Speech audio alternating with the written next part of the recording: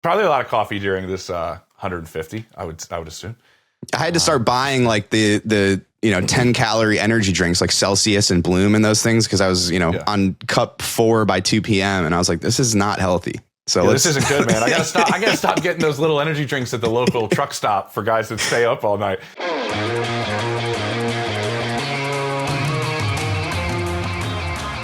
Oh, welcome into Scoop City on a Thursday. James Palmer here with you. Don't forget to like and subscribe because our offseason is off and running, and that's what we're going to cover today. How about 150 free agents? How about over a month's worth of work for our own Dan Popper, the Pop, going out there and looking at all the film, breaking it down, ranking all of them. We're going to go through a couple of position groups, whether that's the running back spot, whether in the trenches, talk about Malik Willis, what's happening there in terms of the free agents. Also, John Machado is going to join us, and John and I are going to break down what are the chances of Maxx Crosby landing with the Cowboys?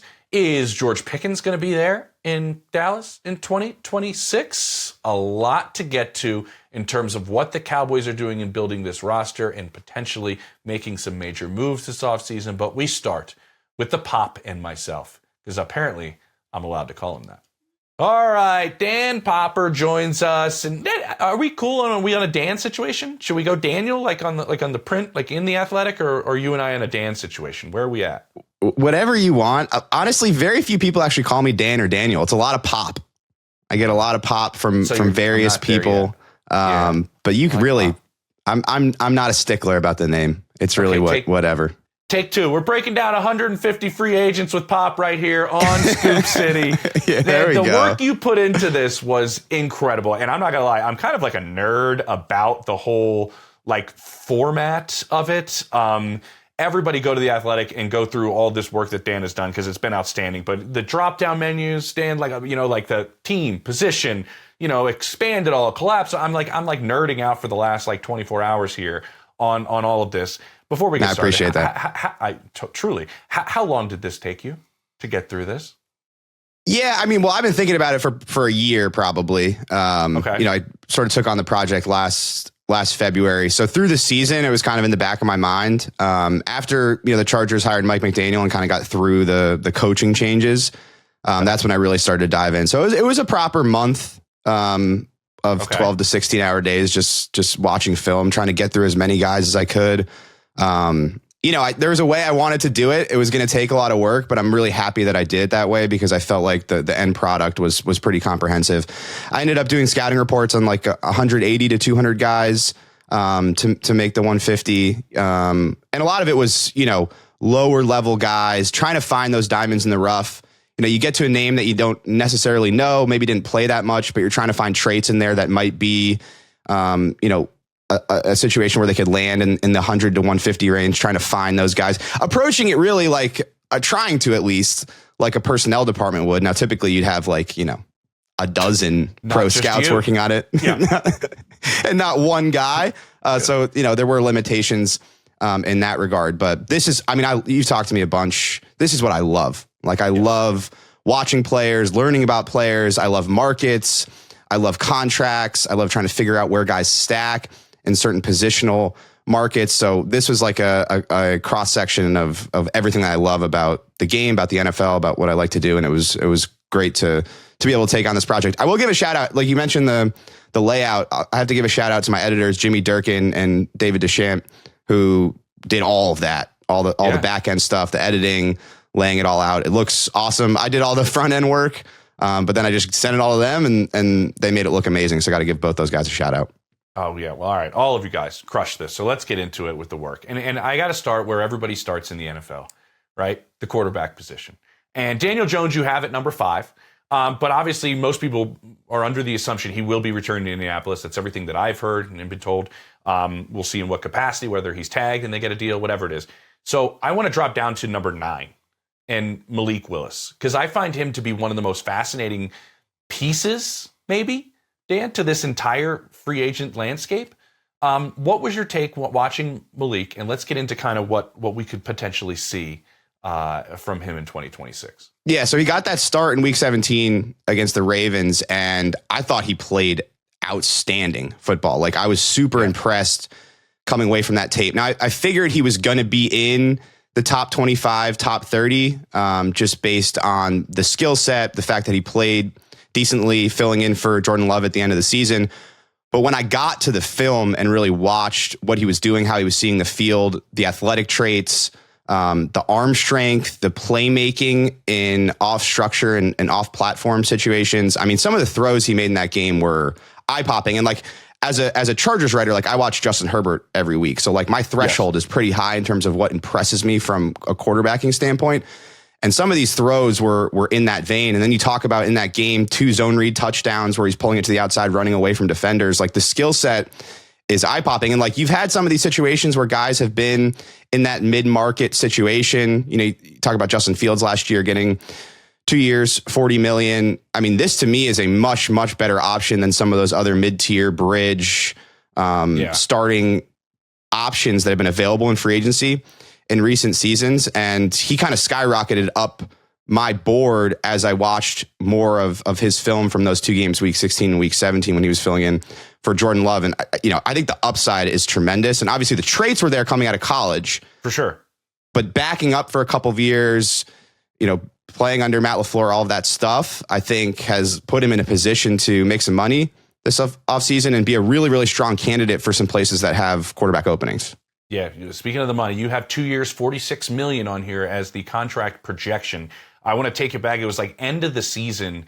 I was talking to a general manager and I was like, well, what's your take on kind of Malik Willis? And he was like, we liked him a lot. We thought there was a chance we could bring him in to kind of back up our guy.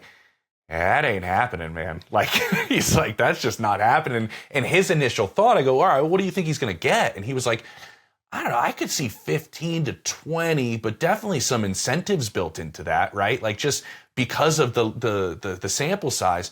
And I think now that's only kind of snowballed a little bit further. And I think it's kind of pushed itself forward. What I am interested in, because I heard some rumblings about this, and I'm kind of curious what you had kind of thought is, like, was it simplified for him? Because I had heard they had simplified some things for Jordan as well. So you may not be able to see a vast difference from Jordan to Malik if it was already kind of, Matt was changing it a little bit for Jordan. I know that he is kind of the X factor in this, LaFleur, because of how good of a coach he is. And I'm looking at landing spots going, will it be the same incubator for success the way that Green Bay was? Well, you don't even have to look outside the family to look at a potential landing spot for him, go, right? Like Mike got the job. Thing I got to figure out first, and then let's. Right. Well, you know, Mike LaFleur's in Arizona. They're looking for a quarterback. Like if you're talking about finding a scheme that's very similar and finding a spot where he can function in similar environment, that's one I would throw out. And then you go to Miami, right? You've got 2 guys from Green Bay there that are very familiar with Malik Willis. John Eric Sullivan's the GM. Jeff Hafley spent 2 years with Malik Willis, you know, calling the defense in practice. Malik Willis, I assume, was running scout team for the Packers. So obviously, you know, familiarity there. So you have options there in terms of putting it in, you know, into a system with some similarities. Obviously, Matt LaFleur is Matt LaFleur, and he's a singular talent, you know, as a coach and play caller and schemer. But there are options. I think to me, like in structure, he was really solid. The out of structure playmaking was remarkable. And that's why I ended up nudging the contract projection up a little bit from your typical sort of mid-market bridge, you know, take a chance on this guy's starter. Because that stuff that he showed in that Ravens game was like top level stuff. And that's really what changes the quarterback position. It changes how you play offense. It changes how you play call. The ability when it isn't there for you early in the down to escape and create explosives. That really is the difference maker. It's one thing to sort of run around and find open guys for those, you know, intermediate gains, but he's escaping the pocket, looking downfield. He has the arm strength to make every throw on the field. And then you factor in the legs, which are elite. He's got contact balance as a runner in the pocket. The tape was phenomenal. And that's why I ended up nudging him up a little bit more. But I think there's some interesting fits around the league. I don't know how you feel about Arizona and Miami. Yeah, Miami, I'm a little bit curious about. And I think sometimes these things are like tells to me. What if Miami's not interested? And Jeff Hafley saw him every day and was like, no, I don't see it. Like, I'm always kind of curious if they're not. But then it might be the financials that would be a play for them as well because of where they stand in terms of their cap and their situation. And they may, if they have to cut Tua, eating all 54. If they have to trade Tua, I don't know, what does a team pay? 5, 10 of it? Like, and they still end up eating a good chunk of the Tua contract. Can you afford the numbers that you're putting out there, which I think are pretty accurate right there on it? Like, do you just go, well, maybe Quinn Ewers is the guy for a year. Let's see if he can be that guy. He wasn't terrible at the end of the year. I know obviously finances play a part, but I think that's a concern. I do think Arizona makes sense. I don't know what New York wants to do with everything that they have built, it seems like, for 27. With the extra firsts that they have in 27, and do they look for a bridge guy? Do they look for it is fascinating because I think he's kind of the first one to fall, and then we kind of figure out where teams are thinking and what they're thinking. But you're right, the deep accuracy is like no joke. The ability to manipulate the pocket that we saw in those games that you were breaking down is really good. He had poise in there. Like it was. That's good. a big thing that jumped out to me is he just looked comfortable. He looked in control. And that's a big thing that you're looking for in a quarterback. Like you can have the traits, but if it's chaotic, it's not sustainable. And there wasn't a lot of chaos there. It just felt like he was super comfortable within the scheme. He was comfortable with where his eyes were going.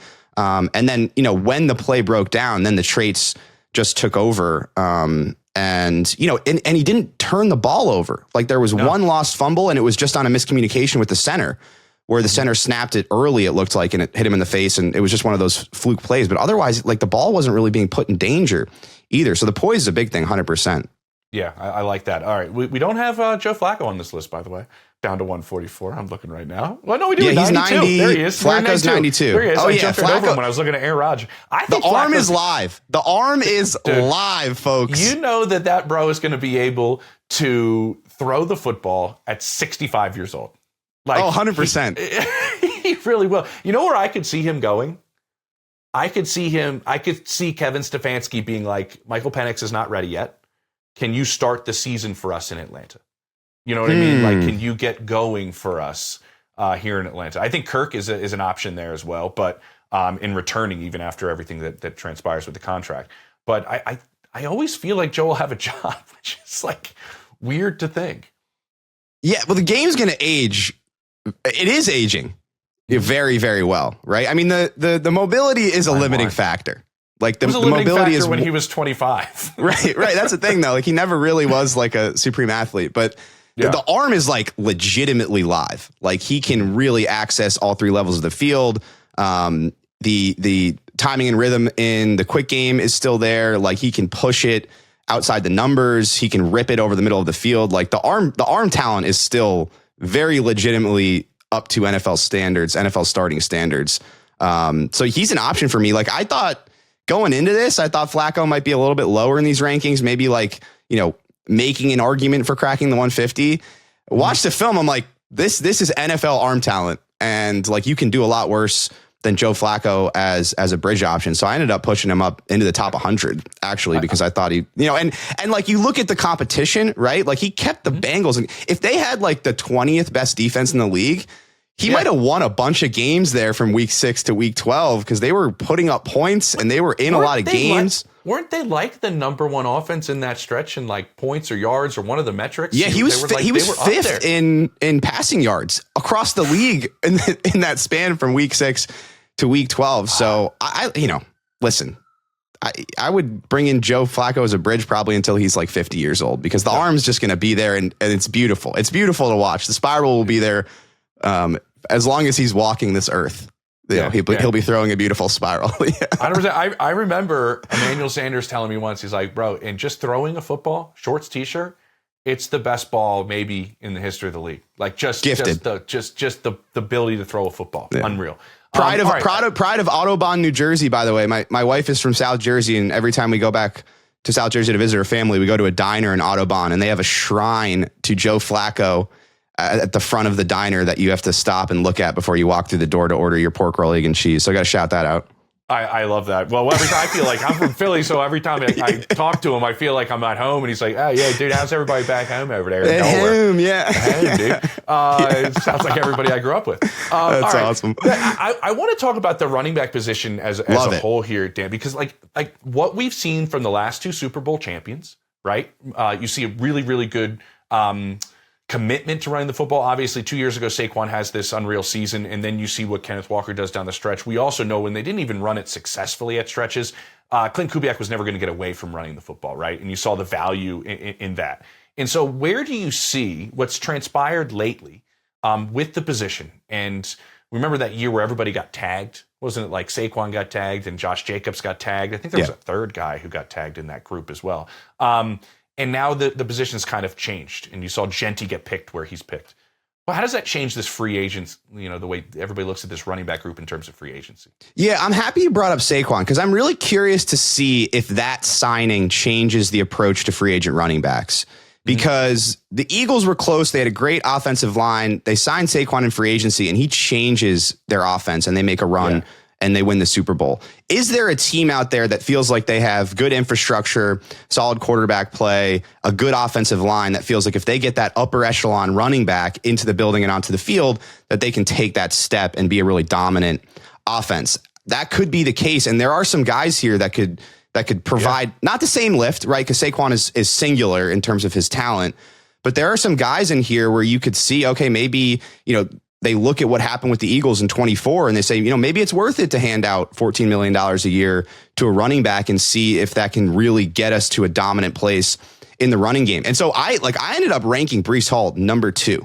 I guarantee you that's going to be the highest. I mean, it's pretty close to the highest possible. But a lot of people are going to have him top 10, but I loved his film and I watched a lot of it. Because I was like, am I really going to put a running back here? I ended up watching 5-6 games over the course of the year. And I just think he has that explosive element. He is a home run threat. Every time he touches the ball, he's remarkably dangerous in the open field. He's a mismatch advantage one-on-one against anybody in space. He has a diverse array of moves to get away from people. The ability to turn checkdowns into explosive plays, I think, is where you can find a ton of value at running back. If you have a quarterback that can distribute and find him on checkdown opportunities, it can be a 4-yard completion that he then turns into a touchdown of 65 yards because he's that explosive. And just when I looked, I graded all of these guys on a scale, 2.0 to 8.0, 8.0 being Hall of Fame, 2.0 being sort of practice squad, 5.0 was average starter. And Breece Hall ended up at a 7.0. In my grading scale, just because I'm like, this is a real legitimate talent, and he tops a really, really, really strong list. Like if you were asking me what's the strongest position, I think I would go running back pretty easily, because then you go down to Kenneth Walker and the run that he had in the playoffs. Great center of gravity, contact balance. He showed in the Super Bowl that he can attack the edges, which is something that he's done throughout his career in Seattle. Even moving further down the list, like I'm really high on Travis Etienne. I thought he had a fantastic 10. Ooh. Yeah, I thought he was awesome in Liam Cohen's offense. Not as physical, but really dangerous as a lateral mover and horizontally can affect the passing game. Even some good mid-tier options, right? Like I thought Rico Dowdle was really, really solid if you're looking for that physical presence in the running game. Javonte Williams had a career season. And I thought some of his production was related to the infrastructure in Dallas. You have those two receivers and CeeDee Lamb and George Pickens. You got Dak Prescott, faced a ton of light boxes, led the NFL actually in rushing yards against light boxes, but just like a really solid doubles hitter who's going to get what's blocked for him, really physical finisher in the open field. So those are 5 guys right there that I think you could go out and give decent contracts to and feel good about them potentially, elevating your situation. But in terms of premium talent, at the top of this group, there are a lot of guys there. And I wonder if teams are going to sort of look back to 24 and say, you know what, our position on running back has changed a little bit. This could be a season altering type of signing. I think it can. I threw Genty in there too, just because of just that we're just looking at thinking, right? And we're just looking at team building, and we're looking at philosophy, right? Exactly. The philosophy and the value that people are looking at these positions. And so I do think the idea of the player being a weapon is becoming more and more of the thought process at the position, right? And my brain immediately goes to what is Jahmyr Gibbs going to get paid this offseason, right? Because that's kind of to me, him and Bijan are that. And to where, I talked to people in Atlanta, they were like, third down, our options in the progressions go Drake London, Bijan Robinson, then Kyle Pitts. That is our passing game. Awesome. Just the way Bijan is. And so when I look at some of these guys, I do think you have a flavor for everything that's kind of available to you. Did you kind of put an emphasis, and you mentioned a little bit with Breece, and and ETN, like the emphasis on explosive plays in the run game, because that's starting to be something that, with the way these defenses are playing, like, can we get lots of chunk yards from guys that are more explosive at the back? Did they get a little bit more of a bump, guys that have the explosiveness to them in terms of creating those, than maybe the grinders, like a Tyler Algier, who I still think is a very viable back with the system he came from and the limited carries he had with working with Bijan? I think that's a guy that you can maybe get some value in. When I look at some of those guys, even Kenneth Gainwell's very specific set of skills he has, they sound like Liam Neeson here, but like the way he was used for stretches, and Aaron Rodgers loved him, the way he was used for stretches in some of the things that he did. How did that all kind of come into the thinking? Because these guys are being used so differently. Yeah, I think when you're talking about like top 50, top 30 guys, like I'm using explosive ability as a separator in some of those situations. If you're going to be, that type of running back where you're looking at, 13, 14 plus $1 million a year, you have to have, I think, that explosive element to your game. But I love a physical back, man. Like, I grew up watching Brandon Jacobs with the New York Giants. Like, I think that there are, roles for those guys in the NFL, especially as teams start, using some heavier personnel, trying to take advantage of some of the light boxes and structural things defensively that have taken over the league. Algier's a guy I really, really like. Obviously, he was super productive as a rookie. And then year, it was over 1,000, right? I think. Yep, over 1,000 his rookie year. And then they drafted Bijan the next year and, sort of played a second fiddle role. But, he's a guy that's super physical between the tackles. Rico Dowdle sort of falls in that same sort of vein. So I think, like, when you're talking about the top of this market, all of these guys have real explosive playability. But as you move further down, if you're looking for a 1B kind of running back, a different flavor, there are some physical backs in here that might not be able to, break it in the open field and score some of these 60-yard touchdowns. But they are going to wear down a defense in terms of how they play. And that's something that sort of changed my philosophy a little bit. I'd say covering Jim Harbaugh, covering Joe Ortiz, their philosophy in terms of like the value of a running back that can wear a defense down and take over a game in the fourth quarter. I think there's a lot of value there, even if they're not a guy that's going to be able to create these explosive plays. So I think as you move down past probably the top three, you're going to get some different flavors as far as what exactly the role is. You bring up Kenneth Gainwell. It's a great example of a different flavor. Not really your, traditional between the tackles running back, but super versatile as a receiver. And you mentioned Aaron Rodgers. I mean, he was getting to his check down so often, and Gainwell, was really productive in those situations, has a receiver-like skill set. So as you move down the list, different flavors for different roles, but a lot of guys to like for different reasons. Yeah, for sure. I love it. All right, we're going to take a quick break. We're going to be back with Dan. I have another thing I want to look at specifically with you. It was prevalent in both teams in the Super Bowl. And I'm kind of curious if it's going to be used in free agency this offseason. Stay with us.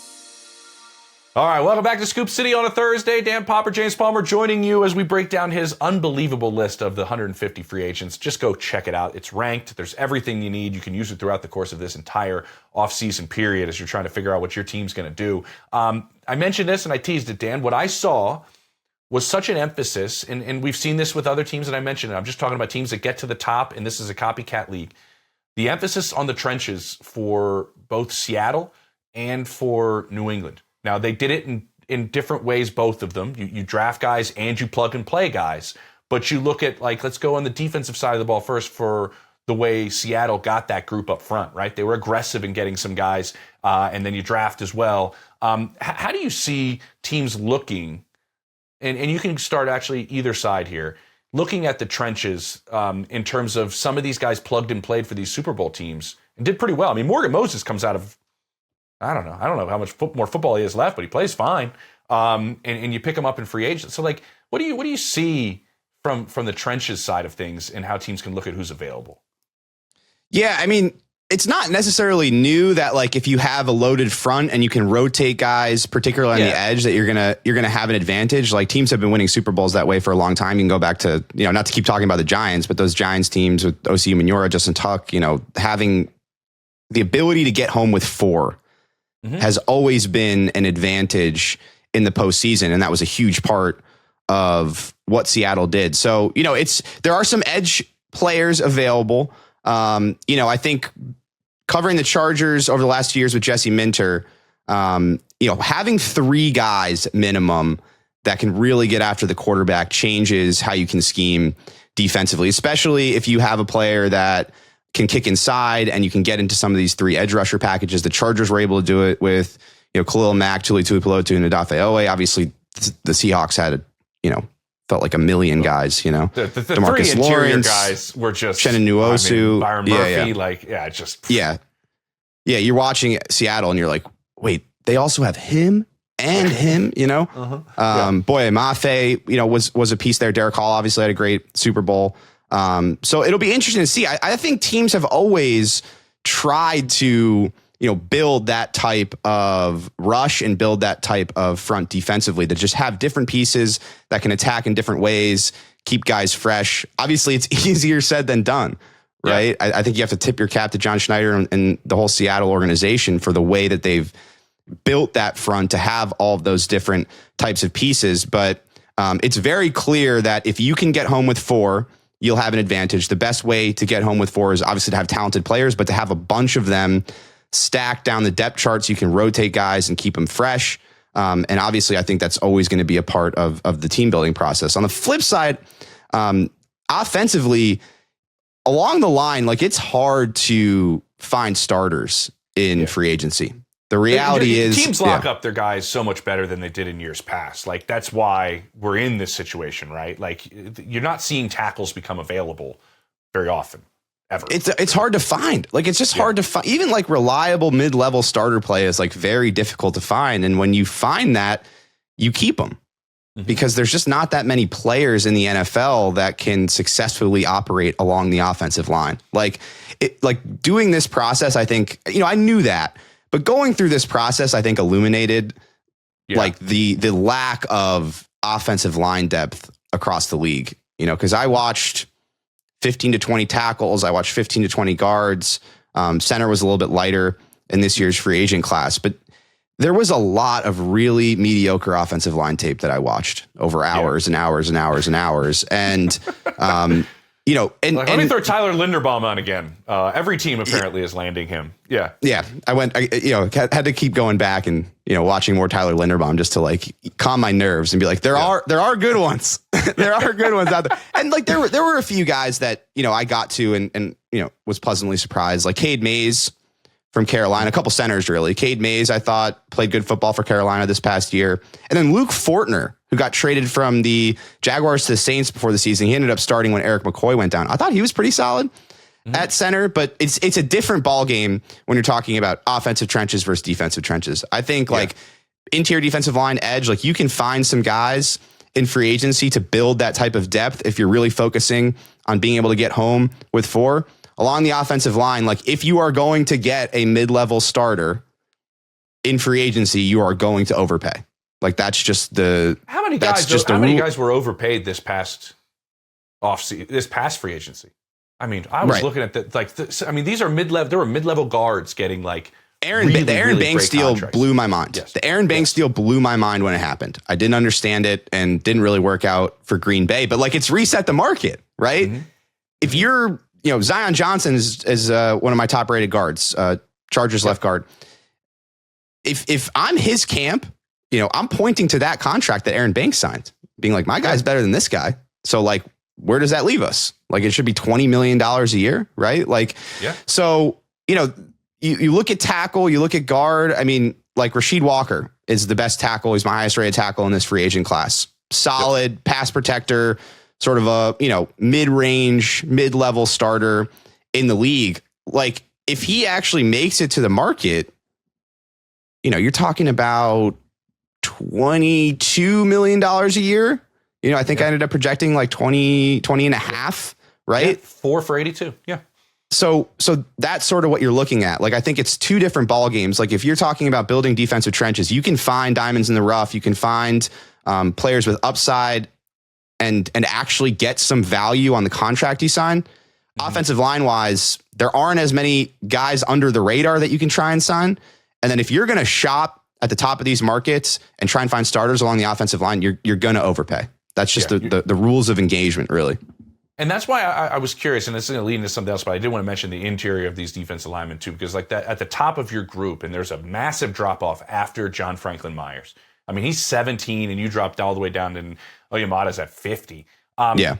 I look at how JFM landed in Denver, and to me, that's like team building, right? Like in the way that they gave up, I think like a sixth or something? Yeah, like it was that like a for fifth John or sixth, something like that. Yeah. Yeah, and then you profit off of it, but then you might have to move on. Because then the next team usually is the one that ends up paying after you were successful with players like that. But players like him are what made Denver who they were. Obviously, there's a lot of talent on that defense, but the interior allows, I think, edge rushers to be even better than maybe the two guys are in Denver. I think they're very good. I think they're better because of what they had on the interior to create some sort of attention. And so with that said, before we go, I wanted to mention, like, let's have a conversation about who do you think will be kind of like the team that makes the mistake of being too aggressive, and because we're talking about overpaying. And the reason I brought up kind of the Super Bowl teams is because I think New England was very much so in the vein of being outside of Milton Williams, who they paid just the bag for, and Milton admitted it. It was like, oh yeah, I took the money, which he's been great. He's been great. We're a little bit strategic with some of their free agency, and that's why I love that you have 150. Because it's not just the names at the top. I think good team building is a lot of these guys that are in the bulk of it. Yeah. Yeah. I mean, I like what the Patriots did. It's a rare occurrence to hit on that many free agents. Like the contracts that they gave out, there was a lot of risk involved. You know, we talk about Milton Williams. He was solid this year. I think you can still say that was an overpay based on how he played this year. Like, he was really good. To overpay in some of them, right? Like where they were coming from 4 wins. Yeah. Right. But like, you could still say, I think that the Milton Williams contract is a little bit above what he probably deserves. He's a really good player, really impactful player, great rusher, plays with a great motor. I think part of it too is that, like, you talk about the infrastructure that these guys were put into, right? Like the culture that was built by Mike Vrabel. I think like, as a result, a lot of these guys that got paid, Stephon Diggs, Carlton Davis, were urged, to be leaders, to take over from a play style standpoint, to set the tone, all of that kind of stuff. But you go down the list, like they still had contributors where they found value, right? Like Khyiris Tonga's a really good example. He was more of an underrated signing for the Patriots. Carlton Davis? Yeah, Carlton Davis, right? But like, I'm talking like Tonga was like a $5 million deal or something like that, and he was like their best run defender on the interior all season long. So I think you can microwave a run. Like I think the Bengals did it in 21 when they made all those signings on the defensive side of the ball, and really that defense was playing at a super high level with Lou Anarumo during that. With Lou. Exactly. But there is always going to be risk involved if you get really, really aggressive in free agency and try and heat up your build. I think with the Patriots, they looked at it and said, like, there's just got to be more talent here for us to be competitive. And as a result, they were willing to sort of pay above market and be really aggressive in that way. But in the same way that there are success stories, there are a lot more failure stories as far as being super aggressive in free agency. So like, I think the best teams operate with a level of pragmatism as far as having their number for a guy, not going above it. Because a lot of times if you go way above what the market rate is for a player, you're not getting value on that contract. And the worst case scenario is really, really, really bad. Yeah, that's a really good point. And that's why I also look at with some of this and the risk taken, when I look at who might land where, we have so many changes in terms of coaching staffs this past offseason, right? We have 10 openings. I always go like, all right, who had familiarity with who previously, and who can they really know how to use and how to get something out of them, is something that I always kind of try to keep in the back of my mind. All right, since you cover the Chargers as well, I have to ask this because there's some interesting aspects in terms of free agency with the Chargers. So the last thing I have for you is, what will we see from the Los Angeles Chargers, you think, in terms of free agency? Because there's some highly ranked guys, honestly, on your list that could be out the door. Yeah, so they're third in the league in cap space, which I think might lead a lot of people to say, okay, they're going to be super aggressive. But a lot of that space is going to have to go to some of these internal guys.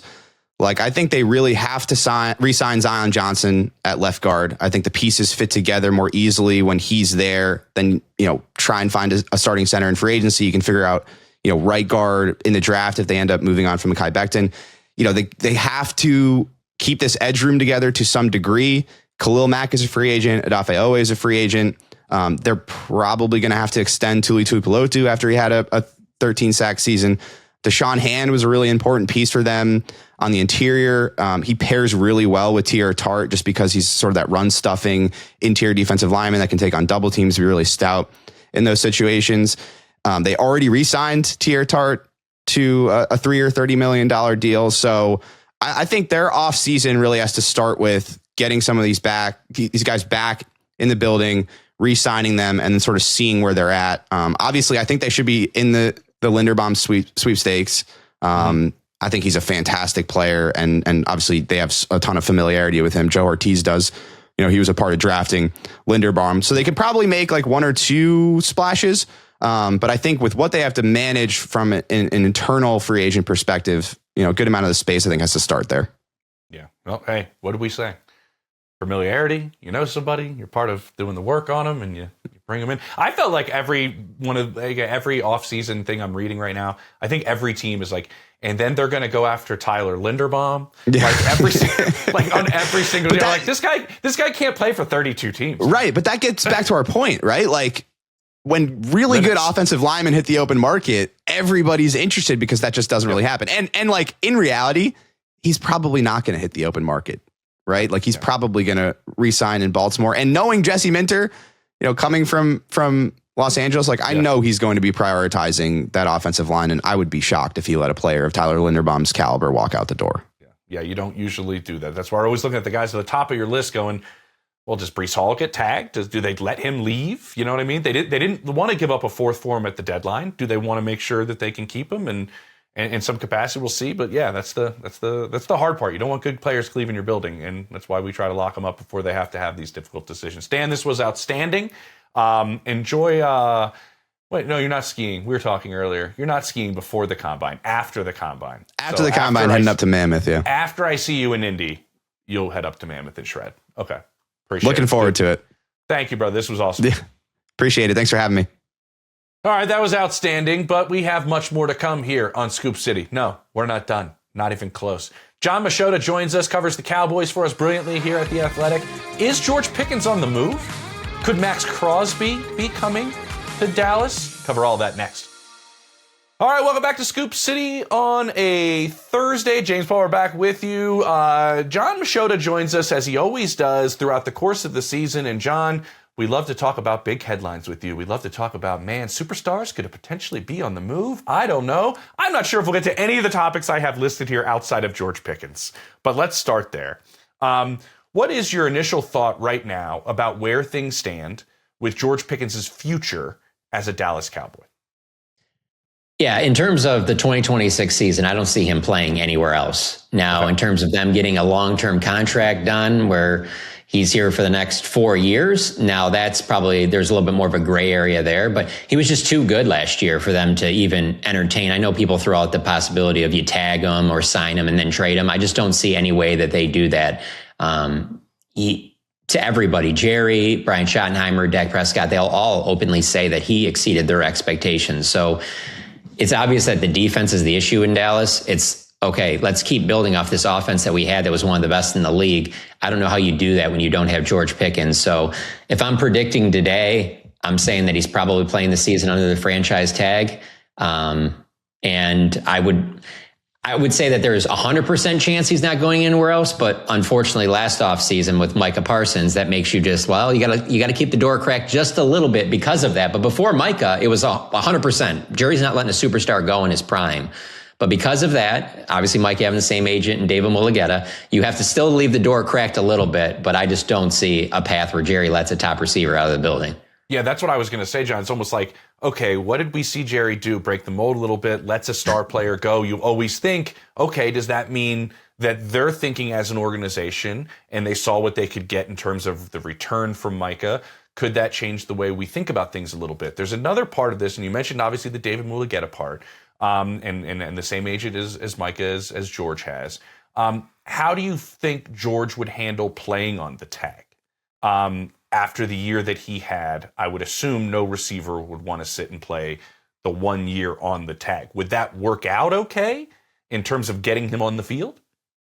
I don't think it would work out okay. I think he would ultimately play under. I mean, it's in the neighborhood of about $28 million. So for a full year, guaranteed $28 million. I'm sure he would much prefer that long-term deal that probably would average north of 28 for over 4 years. So there's no question he's not going to love it, but I don't see it to be where one of those things where he's going to miss games because we saw last year, he's not playing in the preseason. They'll likely have a Rams or some other team that they'll go against in training camp out in California that they'll do one like live day of practicing with them. And that'll be like the tune up for Dak and CD and George. And it's not like he's going to be sitting out preseason games. Like he's going to be ready to go for the regular season. But yeah, there'll be definitely times where he's probably not thrilled about it and things like that. No question. I mean, that's going to be part of it. So it's the Cowboys though. And it doesn't bother Jerry. And what? Dak's been there 10 years. It's not going to really bother Dak. Dak to me has always been kind of like, he's kind of the peacemaker in a sense. I mean, Brian Schottenheimer can be too, but Dak's just been around for such a long time that he can be the middleman there and you know, be the guy, the sounding board for George, because let's be honest, it's not like Dak just got his contracts. Like right when he was up, new contract for Dak. I mean, he's been through the song and dance as well, so he can speak on that. And same thing with CD. CD missed all training camp a couple years ago trying to do the same thing. So he's got guys around him that are going to be able to tell you, hey, man, I'm not just saying this to you. I've actually been through this. And so I think that helps him to a certain extent. Yeah. You know, you mentioned Dak. I was talking to somebody in Dallas the other day who was just kind of like, and I wanted to ask you this part too, is everybody was so worried about, nobody doubts the talent George Pickens has, but we were all well aware of the track record of off the field stuff and position coaches and Mike Tomlin and them differing with George Pickens and for one reason or another and the things that came up there. And we were always curious how that was going to work in Dallas. And we saw that this went pretty well. I think we had a little Vegas incident maybe, I'm not sure, but it went as a whole pretty well. I was, as I mentioned, talking to somebody, they're like, as long as Dak's in the building, I have a lot of faith. And you mentioned it of him as kind of the peacemaker. Are there, after a season with George Pickens, kind of like the concerns about that aspect that I just described, are they kind of just gone after the year they had? Or are there still a little bit of a thought of, we got to make sure that this is a different personality? Yeah, I'm sure there's still a little bit of that. And as you know, I'm sure those come up behind the scenes in contract talks. They're not just going to sit there and say, all right, what do you want? Everything. Yeah, you use everything. Yeah. Well, you want to just make him the highest paid player? Let's just do that right now. No, there's going to be stuff. I mean, you got to factor that in too with the Cowboys. I mean, Dak's getting $60 million a year. CD's over $30 million. So it's like, I'm sure if George gets a long-term deal, it'll be in that 30 plus million range. So it's like you have all that money potentially tied up in 3 positions. And so because of that, I do think that the Cowboys will bring some of that stuff up, but from everybody I've talked to, and then certainly the way that the players feel about him, they absolutely want him back, that they don't see him as any type of a distraction or a problem or anything like that. And ultimately the players know what he can do on Sundays. And that's the thing that they care about most. And for most of Sundays, especially when they needed him, when CD was injured and that, he came up big most of the time. And so Dak's been very clear on wanting George back throughout the season, and never once was there ever, I mean, we get Dak every week and he's pretty open about things, whether he's talking to his locker or at the podium. And never once did I get a sense of well, George has got to grow up a little bit, never anything like that. Never any mention of it. I mean, really the only mention of it publicly is a couple times Brian Schottenheimer last season made like a little comment about, hey, is he always at meetings on time or something like that? Like, and just kind of threw that out. And it was about a different topic, but it was one of those where you heard him be like, all right, well, put that in the back of my head. Obviously that he probably doesn't have perfect attendance or anything like that, but what he does on Sundays is too good for them to want to move in another direction. Yeah, it's outstanding. All right. New defensive coordinator speaks yesterday, Christian Parker. Yeah. What was your initial take of a guy getting an opportunity who, when I talk to people around the league, think the absolute world of and know this guy is kind of on a fast track and where he's headed? What was the initial take coming out of that press conference about how this Cowboys defense is going to work under Christian Parker? I mean, if I'm just being honest, I didn't know what to expect, because covering the Cowboys, generally speaking, their defensive coordinator is someone who not only has been a previous DC in the NFL, but they've been a previous head coach. I mean, it's from Rod Marinelli all the way through to Dan Quinn, Mike Nolan, Mike Zimmer, Eberflus last year. So this was kind of a all right, let's see. This is going to be, I don't really know a ton about Christian Parker. And it was, the way I compare his press conference was pretty similar to last year's post-draft press conference with Tyler Booker, their first round pick, where he's an offensive lineman out of Alabama. And you're just kind of like, all right, well, let's see how, I mean, it's an offensive lineman. He's probably not going to say a ton. They're usually, more of the quiet type. At least they have been with the Cowboys. And it was just in the press conference, you could just see like, oh, I can see how he won them over in the whole combine pre-draft interviews, and just the way Parker answered questions and the way he talked about his philosophy and how he's come along so quickly at obviously only being 34 years old. It was just very clear to me where, oh, I can see how this guy won the Zoom interview, to where they were like, yeah, he's got to be one of the in-house guys we bring in. And, Schottenheimer mentioned yesterday how, so Parker was actually the last of their Zoom interviews. They did 9 DC Zoom interviews, and it was the last one that night. And even, Schottenheimer was open about it. He's like, you do one of these after another, and there gets to a point where you're just kind of like, all right, I'm getting kind of tired or whatever like that. But he was like, there was just something about Christian at the end where we were like, we got to bring this guy in. There's just something about him. And then when he was in for the, an official face-to-face with Brian and Jerry and Steven, they were like, yeah, we can't let this guy go. I mean, it's not about just like what he is now, but it's about his vision and where he sees the league going, which obviously is key when you look at around the league. Obviously, just the 2 teams that were in the Super Bowl, how big that defense is. But I think that he'll be fine. But it just, there's so much that needs to happen with the personnel on defense for me to sit there and say, like, none of these guys are just going to scheme up, just give me any guys and I'll scheme up something awesome. We're going to be a top 15 defense. I mean, he's got to get players now too, but I can just, my biggest takeaway is I can see how he won them over. Yeah, for sure. I had heard after the Zoom interview, I believe Shotty called him like within 15, 20 minutes and like, you're coming back for a second round. Like, it was that quick that he made that impression in the first Zoom, that it was like, you're moving on immediately. I don't know if that was because he was the last one, but I think it was partially because of the impression you're talking about, as they were like, yeah, you're moving on to the next round. You mentioned the personnel. Obviously, you're right. You can scheme things up. Coaches can take players that are average to make them above average. Things like that can happen, but obviously you need the bodies in the building in the first place. Did you get a sense from Christian talking about anything that he wants to do defensively, or from your, reporting and digging as we head towards the combine, spots on the field that they're really looking at that need to be a point of emphasis in this offseason? Yeah, certainly with him having a defensive background, and the Cowboys cornerback play this past year was just so underwhelming. I mean, Diggs didn't perform up to what they were expecting as he was coming back from a knee injury. Savone Ravel was coming from a knee injury out of college, and then Deron Bland had another foot injury for the second consecutive year. And then they lose Jordan Lewis, who was a really big part of their team as a nickel in free agency. And so corner is right at the top, and then right there with it is edge rusher. And you can throw right in there, right after it is middle linebacker. I mean, they need someone that can be the guy that be their green dot, that whether they think that needs to be a veteran or that's somebody that they can get early in the draft.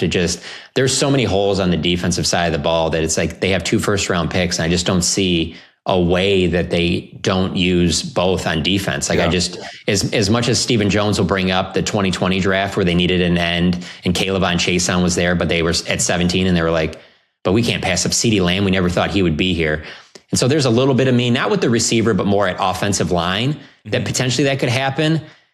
I mean, it's a team that's drafted offensive linemen 3 of the last 4 years in the first round, but I still think ultimately at 12 and at 20, it'll be so close. It'll be like, all right, tiebreaker goes to the defense. We have to, there's just too many holes that need to be filled on defense. Yeah. And I'm assuming all of everybody in that building is going, all right, what did we hear? We heard that Christian Parker had 2 guys that he wanted. I heard this from Philadelphia's side. His 2 guys he stomped the ground for were Cooper DeJean and Quinyon Mitchell coming out, and they got both of them. So, hey, man, let's listen to Christian Parker about some of these draft picks, hopefully, and maybe they'll hit the way that Philadelphia hit on those 2 guys in the secondary. You mentioned edge. Key part on that, too, is that while the Cowboys have had quality drafting offensively, defensively, outside of Micah Parsons, there's a lot of swings and misses there. And I'm talking in like key early first day or 2 in the draft. And so to your point, if that is the case, that would be huge for them because they have been missing on that, the high draft picks that hit on defense. That's a really good point. That's a first and a second round pick, right, in the same draft. So that's towards the top of the draft. You're exactly right. You mentioned edge, and I'd be remiss to not mention a particular name with 2 X's and the Dallas Cowboys. Is there any take or any thought of, if Maxx Crosby, once out of Vegas, that Jerry will pick up the phone and see if he could make that happen. No question. I mean, it's Jerry Jones, and especially with Micah Parsons gone, edge rusher is just such a big need for them. Mm-hmm. I mean, whether you're talking about starters, depth, whatever, I mean, edge rusher is just, it's a massive hole right now. And so, yes, I think they would. I just don't think they would trade 12 for him. I think if they get a player they like at 12, and then on draft night 20, maybe that there's some guys there that they're like, we like, but man, if we can get Crosby in here, I mean, that instantly boosts this defense with pairing them with whoever they took at 12 on defense. I can see Jerry being really intrigued by that. Unfortunately, fortunately, if you're a Cowboys fan, you're going to love that because it's the big name and you know it can make the instant impact. I just think it's more likely that they're at 20. The Raiders are going to want more than that. And then the Cowboys don't have a second or third because of the George Pickens trade, because of the Quinn Mitchell trade, or I'm sorry, the Quinn and Williams trade. Yep. So with them not having, I just think it's far greater that they sit there at 20 and there's like 5 or 6 guys that they really like, and they try and move back 6 or 7 spots, gain like a second or third so that they have another top 100 pick. And the only reason I'm saying this is because, like I told you, there's too many holes that need to be filled on defense for it just to be one guy as great as Maxx Crosby is to fill all of it. But it is Jerry Jones and is the Cowboys, so you can never close the door on it. How many jerseys would he sell? Maxx Crosby in a Cowboys jersey. It's crazy because just being around the Dallas area, you can just see how much the number 3 Pickens jerseys have picked up. I mean, by far, 88 and 4 are the 2 biggest of ones. Course. Yeah. But a Maxx Crosby one, yeah. I mean, I'm not going to say that it would be on. To me, the biggest jump I saw was in 2016, just all the 4s and the 21s during Dak and Zeke's rookie year. Those are the biggest.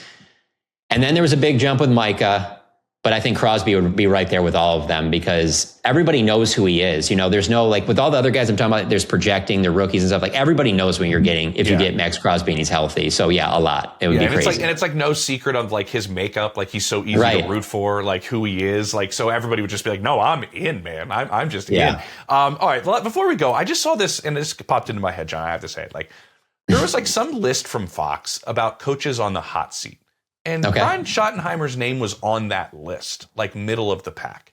I was kind of surprised by that. I thought he did a really good job last year. If we think about everything that they went through, specifically in the offseason and then even in the season, dealing with something that just teams do not deal with, ever. Are you taken aback that his name's on that list? Like I am? A little bit, but I will say, I will say from a national perspective, I can see how people would look at Jerry as someone who, if this doesn't work out, I gave him 2 years of moving on. And that's really not Jerry at this stage in his life. That was Jerry in the early 2000s, but that's not really Jerry now. I mean, obviously the one that probably stands out most to people from afar is that a lot of people are like, I can't believe he gave Jason Garrett almost a decade, and that's been how he is. I mean, there was a good chance Mike McCarthy was going to come back. That wasn't like, Jerry's just so fed up that he's cutting ties. There was way more to that than that. I mean, there was a good possibility that Mike McCarthy was coming back. And so I don't see anything that can realistically happen this year for him to be on the hot seat, because the only way I see them being at the same level or worse as they were last year is if like Dak got hurt and there were a lot of key injuries. And if there's that, Jerry's not going to hold that against Brian Schottenheimer. Yeah. So I would say if you want to put him on that, like let's say they have another season, they miss the playoffs, and you want to put him on that hot seat for going into next season, I'd understand that. But I'm telling you, like Jerry loves Brian Schottenheimer, Steven loves Brian Schottenheimer, like, and I just think Brian's too solid to let it completely go off the tracks. He's been around too long for it to just be like him do some just dumb things where you're just like, I can't believe he did that. That's just not Brian. So I don't see that, but I also get the Jerry Jones aspect from a national perspective. Yeah, well, that's why you're on the show, brother. That's why we got you. So we can shoot some of those narratives down when people are around the team every single day. All right, John, beer in Combine? What do you think? Absolutely. I'm looking forward to it. Done. Perfect. Good seeing you, man. Good seeing you. Thanks for having me on. I have so much fun with all of these episodes. Make sure you follow everything we're doing next week when we're going to be in Indianapolis for the NFL Scouting Combine, as it is called. Dan Popper, thank you to you for joining me and all the work that he did on the 150 free agents. Just outstanding work. Make sure everybody checks that out. And John Machota joins me as well. John, thank you so much. That was awesome. I love chatting with him about the Cowboys and what's next there. I do think I would buy a Maxx Crosby Cowboys jersey. I'm an Eagles fan. Take it easy, everybody. Thanks for watching Scoop City. Don't forget to like, subscribe, and feel free to leave a comment. New episodes of Scoop City drop every Monday, Wednesday, and Thursday.